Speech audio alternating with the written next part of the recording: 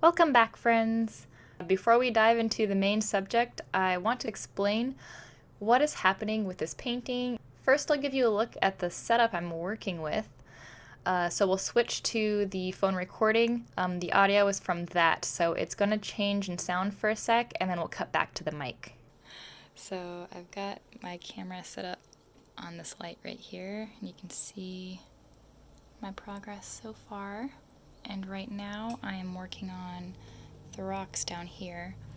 So up here on my computer I have my reference photo, thumb bash paint over that I've created, and essentially I'm working on kind of this area right there.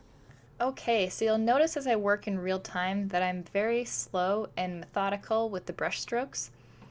I have the reference completely painted already, and I set up the way I want the painting to look in the end, so it's just a matter of following the color comp and continually finding my place in all of the rocks so I don't get it all mixed up. I start by first locating all of the darkest shadows in the rocks because this will give me the best reference points to coordinate with the color comp so that I don't lose my place. With watercolor in particular, you would normally work light to dark, but because I already know exactly what the painting is going to look like, I can work in small sections instead of having to do a little bit all over the entire painting and then build up that way.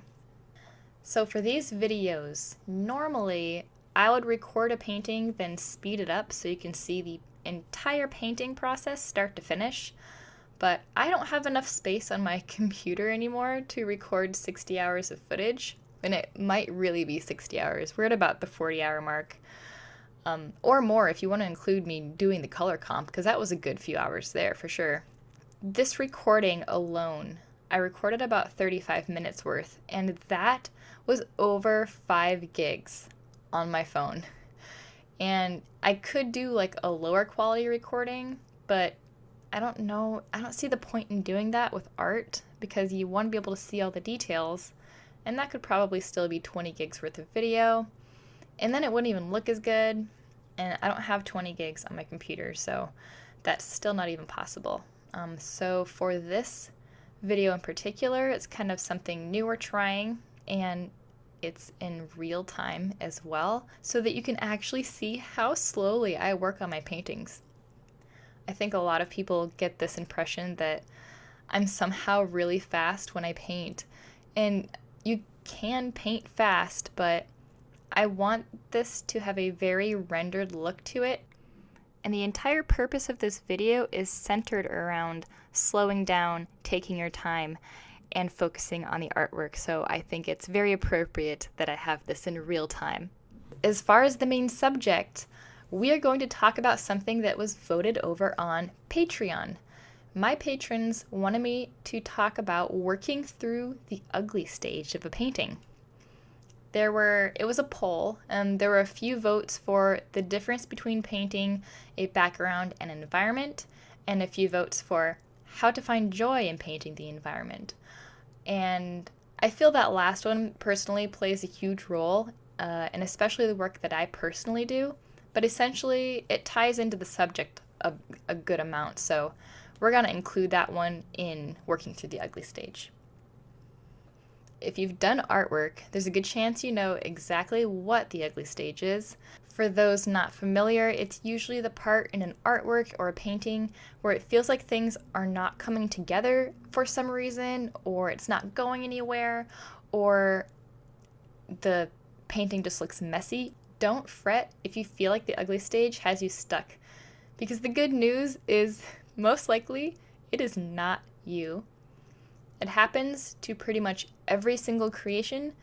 Every painting that I do has an ugly stage. Every painting that most people do has an ugly stage. The ugly stage is just part of the creation process, and the trick is figuring out how to work through it. So that is what this video is all about.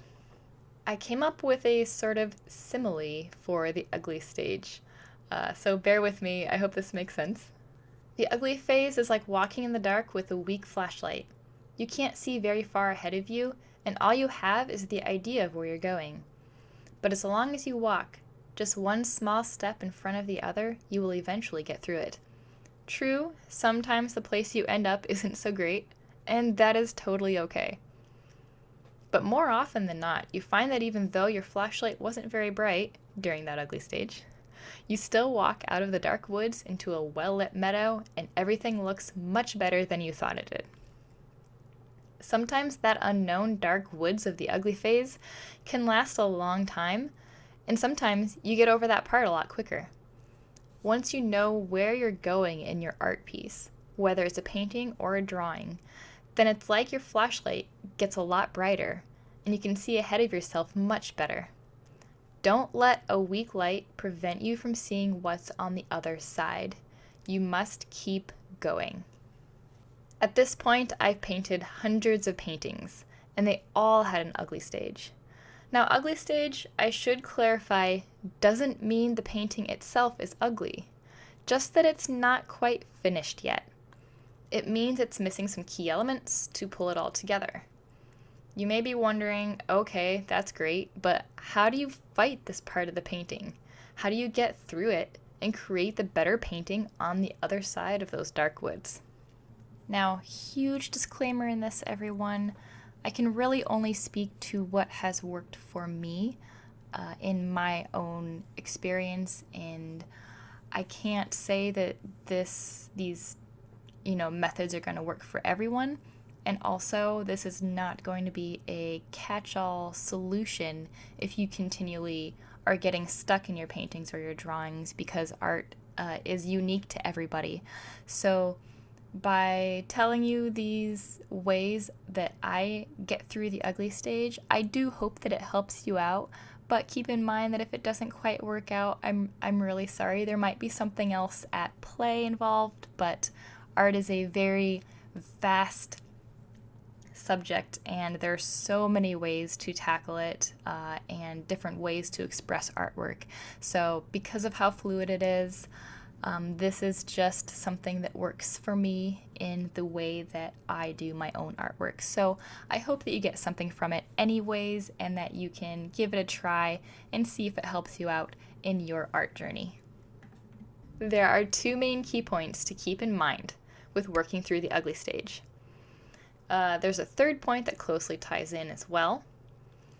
The first key point is don't rush. The second key point, add more time. And the third key point that ties in is learn to love and familiarize yourself with the subject matter. Painting something you find difficult will be hard to hold your attention, and painting something you have no interest in will be torture. All right, so let's expand on those three key points that we've got there. The first one is don't rush. So I know that especially with newer artists and those that maybe don't have as many paintings or drawings under their belt quite yet, is that when you hit that ugly stage, your first instinct is to start kind of rushing through it, because it looks very bad at that point. Like, you kind of have in your head, you know what you want it to look like, and you know what you wish it could be. But when you're in that ugly stage, you find that if you just rush through it, you can hopefully get to the other side a lot faster. But this is a very, very big mistake, because generally what happens is when you rush, you make mistakes. It's kind of like your brain starts taking shortcuts to get through things without having to think through them. For example, rendering and laying down the correct lines is like solving a bunch of mini puzzles. If you stop thinking about problem solving and instead rush through it, your brain is forced to skip steps that you haven't trained it to have muscle memory for. This is usually where the art takes a turn for the worse, and it becomes not what the artist intended. It doesn't look right, and it doesn't look like what you envisioned. This leads to thoughts of being terrible at art. This is the point when many artists get discouraged and want to quit. But you can fight this feeling. I highly recommend you train yourself to recognize when you're in that ugly stage, when things are still messy and there's still a lot of work to be done. Knowing that you're in the ugly stage, then you can be more aware of and recognize when you start to rush. try to slow down, really think about where you're putting the brush strokes and the pencil lines and the shadows and the lighting, and don't rush it. And if you have to step away, do step away. If you can only work in 15-minute or a half an hour intervals, do that. But try to get yourself to slow down and just lift your pencil off the paper, get your brush off the paper, and go, I am rushing. I need to slow down. So don't rush. The next bullet point is spend more time, or just time in general. When I was still really early on in my artistic journey, even through high school, even in college, I felt like spending 5 hours on a painting was pretty considerable. I also felt that spending 10 or 15 hours on one piece was a good chunk of time. Now, it's weird that I actually thought this because when I was even younger, I used to spend 60 hours on a painting and not really think much of it, but I was also very, very interested in the subject matter, so that did help me spend that extra amount of time. But in general, just from talking to other people and other students and other artists, I have found, and especially newer ones, you don't quite grasp that a lot of that really good art that you see, it's not actually done very fast. A lot of people will spend 20 hours or 30, or even I've heard of hundreds of hours on those big, magnificent paintings. So when you think of something that you spend 10 hours on, in reality, it's actually not a lot of time. It might be a lot of time for you based on your experience.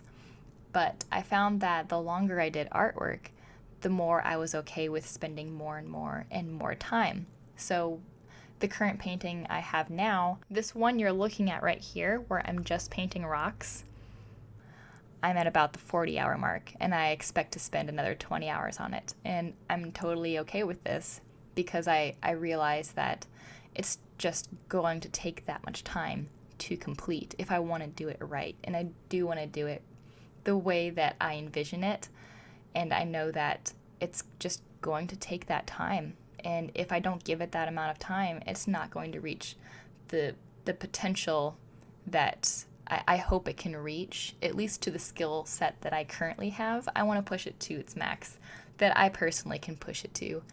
And no matter what level you are in art, you can always spend more time on a piece.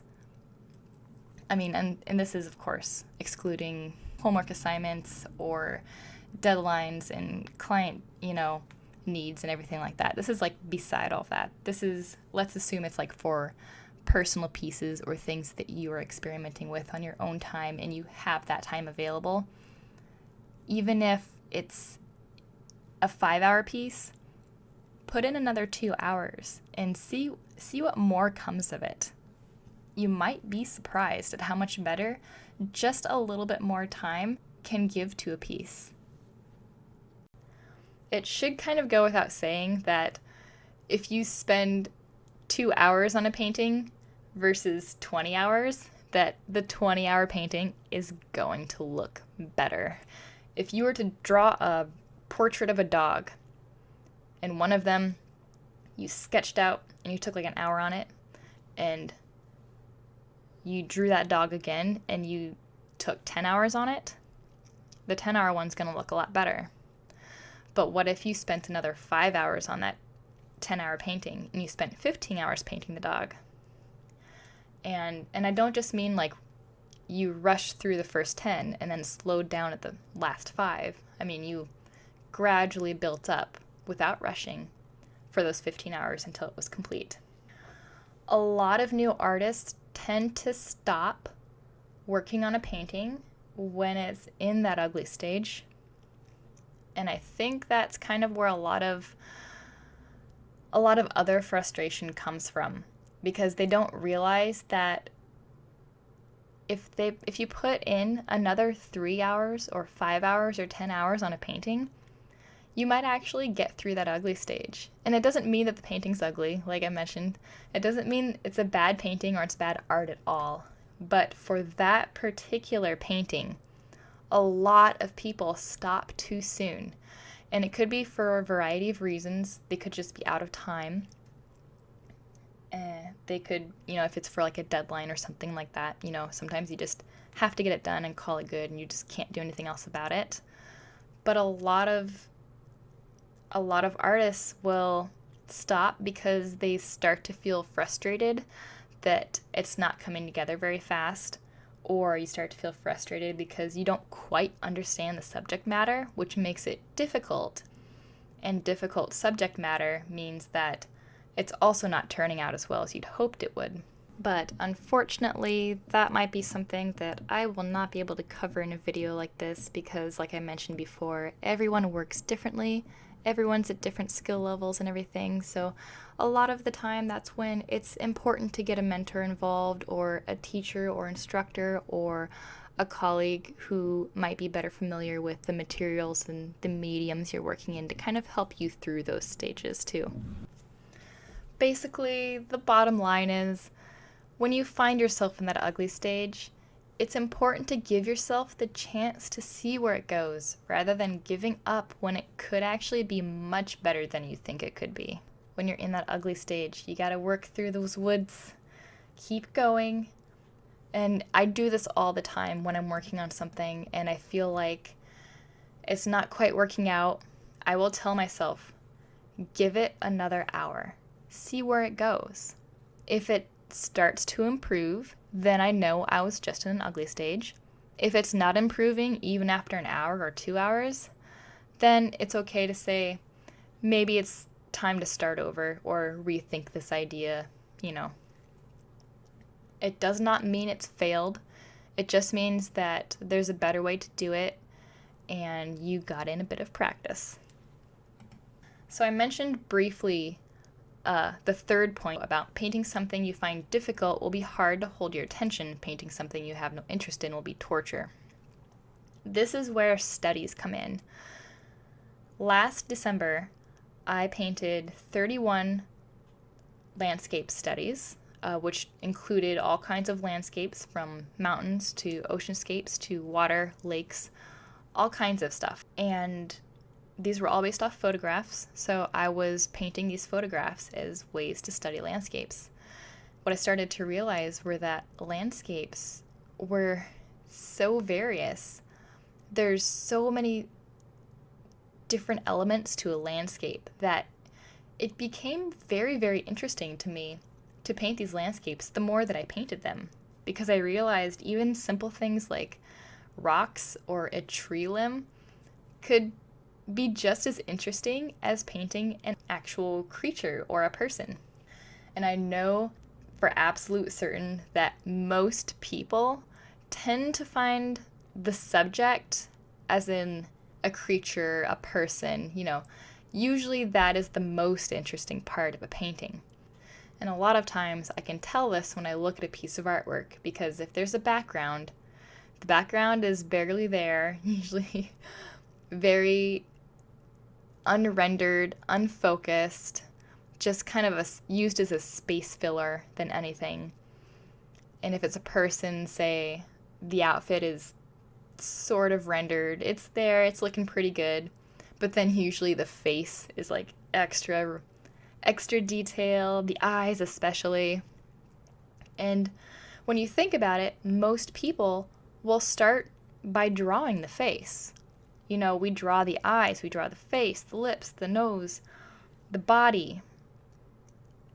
And what happens is that's what you're giving most practice to.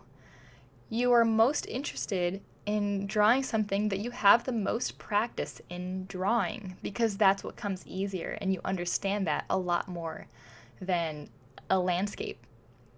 So if you want to do backgrounds and landscapes in your paintings, it makes sense to do studies of landscapes and backgrounds, because part of the reason that it's not interesting or it's torturous for someone to do a landscape is because they haven't done many of them. I mean, in general, usually, it's because they haven't done many of them and they don't quite understand them very well. So when something doesn't come as easy, it's hard to focus on it, and it makes you want to rush through it because it's not interesting and you just want to get it over with. but when you rush through it, all of those other problems come back again. Yeah, I really hope that all makes sense, and you've found some sort of nugget of information in there that will help you out in getting through the ugly stage. Thank you so much for sticking around for such a long video of me painting nothing but rocks while I ramble on about the ugly stage. I appreciate it. Thank you for hanging out with me here. Yeah, I think I covered pretty much everything and possibly a little extra. If you have any further questions about anything that I mentioned, please don't hesitate to post them below in the comments and I will get back to you there. And there we have our progress for today. Left side is where we started the video. Well, it's the right side, but also the middle section is our ending place. So that's about 30 minutes worth of work. Normally I work about 2 to 3 hours at a time, so this is kind of a smaller amount that I would have normally done, but good progress for 35 minutes, I believe. If you'd like to see more of my art process, I invite you to join me on Patreon, where I share even more behind the scenes, including high-res photos of each painting, commentary, color comps and research, thumbnails, polls, plein air paintings, and much more. 3 and up patrons will get access to pretty much all of that, including a permanent discount in the shop and access to the secret shop, where patrons get first dibs on new merch, small originals, limited edition prints, and a lot more. The higher tiers are where patrons can start to get the physical goodies.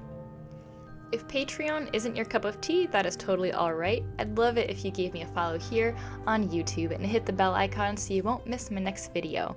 Thank you so much for joining me, and I hope you enjoyed the video. See you next time. Bye.